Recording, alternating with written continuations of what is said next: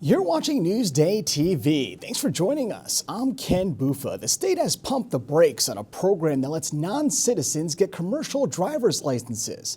There's a concern this could impact immigrants in the country legally who work as school and transit bus drivers. Now, in a few moments, transportation reporter Alfonso Castillo explains why this is happening. And only in Newsday, historic Greenport synagogue has gotten a warrant to evict their rabbi who was fired back in September. Congregation Tiferet Israel says Gadi Capella has refused to leave the home he's been living in, which is owned by the congregation. Capella sued the synagogue in October, claiming his firing was, quote, illegal, and argued he should be reinstated. The Nassau County Museum of Art will be closed for about a month because of a flood.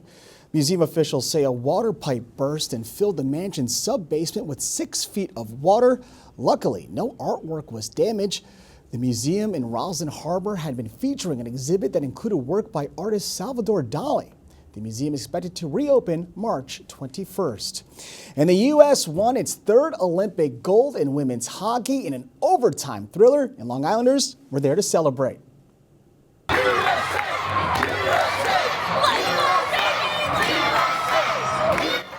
The U.S. beat Canada 2-1. Long Islanders came together for a watch party at Clark Gillies Arena at Dix Hills Park. It's just an amazing day to celebrate girls and women's ice hockey and how far it's come. The town of Huntington hosted the party at the ice rink in Dix Hills. All right, let's take a quick look at tomorrow's weather to see if we're dealing with any sun, and we're not. Instead, we'll have lots and lots of rain. Temps will be near 40s. Of course, we'll have that 7-day forecast for you to see how our weekend is shaping up later in the broadcast.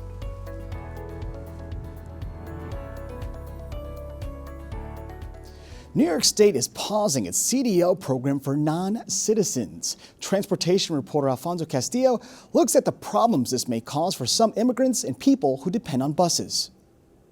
This is in response to a directive from the Trump administration. Late last year, they put out an audit that accused the state of issuing these licenses willy-nilly, not really checking whether these folks were here legally. The state disputed that. There are folks who are very concerned, especially when it comes to school bus drivers. And I spoke with an immigration attorney who I've known who says that a lot of school bus drivers are immigrants here on green cards. This also goes for renewals. So people who are driving right now with these could lose them. It's not unusual to have immigrant commercial drivers out here, and if they are no longer able to drive legally, that could absolutely cause a shortage. A former Stony Brook University professor has appeared in the Epstein files. Documents show the dental school professor previously received funding from Jeffrey Epstein. He resigned earlier this month and says his departure had nothing to do with his connection to the sex offender. Newsday investigative reporter Joshua Solomon tells us more about the money. In 2012, Dr. Ira Lamster, then the dean of Columbia's dental school, reached out to Jeffrey Epstein, and they were communicating over potential funding for his dental program. Eventually, Epstein gave about $100,000. Fast forward to 2017, Dr. Lamster is going to Stony Brook and asking, hey, can you help me out with some funding here? And Epstein says, sure, I can give you an additional $25,000. We don't know if it was ever exchanged. Stony Brook says they have no record of it. Now to read more about this story, go to Newsday.com, click Get More below the Newsday TV video box.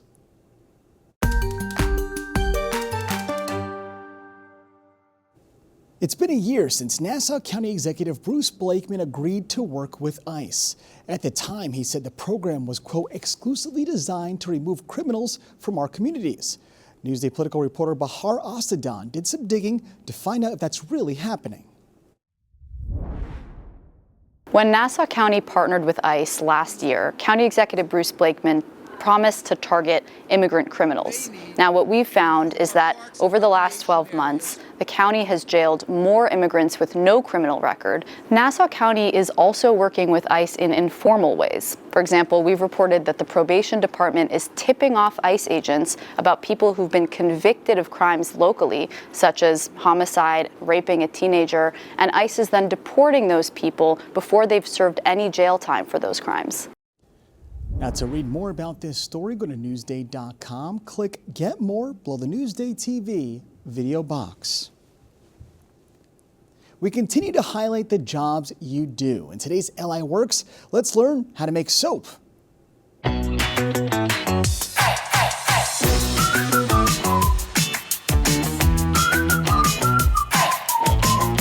Grab your washcloth, we're making soap. Smells good. Today we're getting down and dirty making soap. So let's meet Jackie Perazzo. I'm the co-owner of Soap Yourself Happy. I've been doing this for a little over 3 years, and I love my job because I bring people together through soap and creativity. Perazzo says crafting soap goes beyond just bubbles. You need a lot of research, you need a lot of know-how. It took many, many months of talking to different people, researching the science and the chemistry. And even once you get going, nailing down the chemistry and technique takes time, because each batch could take up to a month to be fully complete. Long, long hours, lots of patience, lots of creativity. You need to be able to take orders, be on the computer all the time, answering emails, answering texts, be on social media, getting the word out. Time to try my hand at making the very complicated, very unsuspecting household item.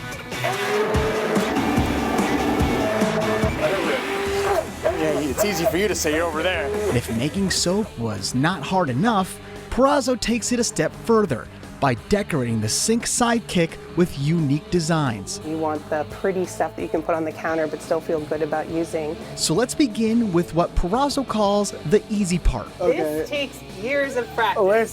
Listen, you're about to see a protege in action. Okay, you're twisting this. We're gonna put it up against ourselves. We're gonna take our rose nail. We are gonna... You have it upside down. I have it upside down. That's not actually bad. That looks pretty good. Would you put it on here? No.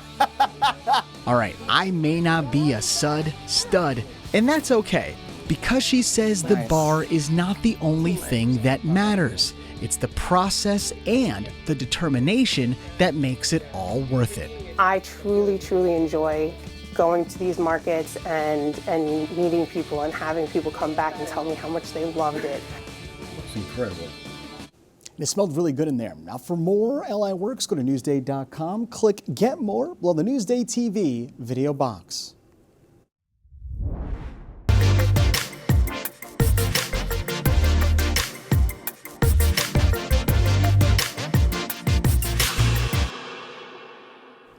All right, here's what's up on Long Island. The Argyle does Disney. See its version of Descendants the musical. Shows are this weekend at the theater in Babylon. Or check out the world-famous Harlem Globetrotters. They'll perform eye-popping tricks as they continue their 100-year tour. It's Saturday afternoon at Nassau Coliseum.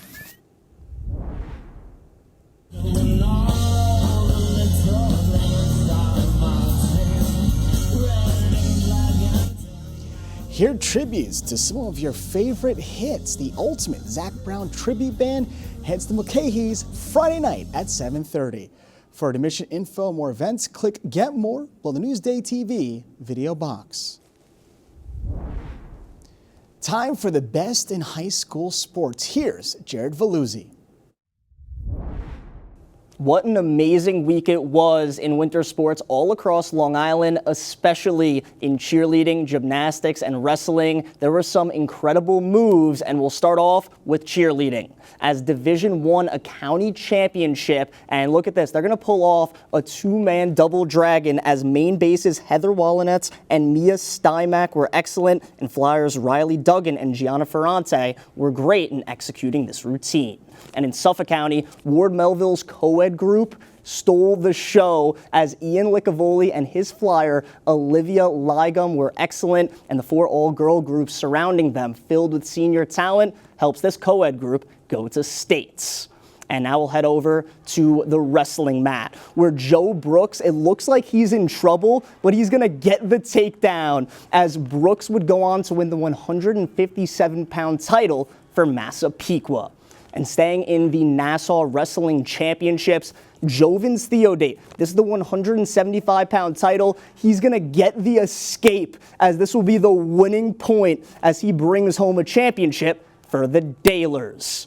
And heading over to gymnastics, this was the Nassau County Championships. Sophie Marino will execute a Yurchenko pike. She wins the all-around title. And Marino also is on the boys hockey team, and they are now county champs. Cody Pacicaro, his shot knocks off the goalie's water bottle, and Long Beach takes down Belmore Merrick. And in Suffolk County, it was Game 2, Smithtown Hauppauge taking on St. Anthony's, and Braden Beltrani is going to do the dirty work. He scores off the rebound. That gave Smithtown the lead, but he'll also do it on defense. Under a minute left in this one, this diving effort helps Smithtown stay on top. And going to the hardwood now, Brody Gazzo, the layup late, sent this one into overtime. Northport got the win over East Hampton as they advance to the Suffolk County quarterfinals. As those were the plays of the week all over Long Island in winter sports. I'll be back next week with some more great moments. Now, for more Sarah Sounds Off, go to Newsday.com. Click Get More below the Newsday TV video box.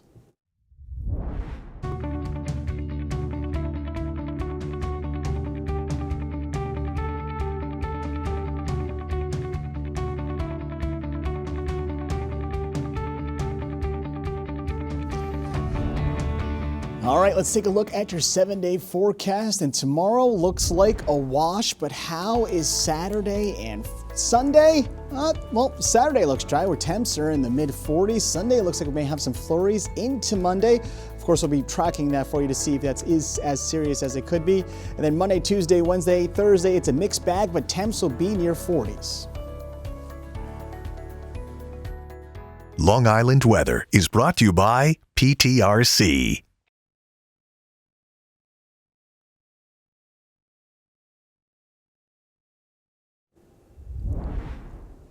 For more on the stories you've seen here today, head over to Newsday.com. Click Get More below the Newsday TV video box. I'm Ken Buffa. More news coming up.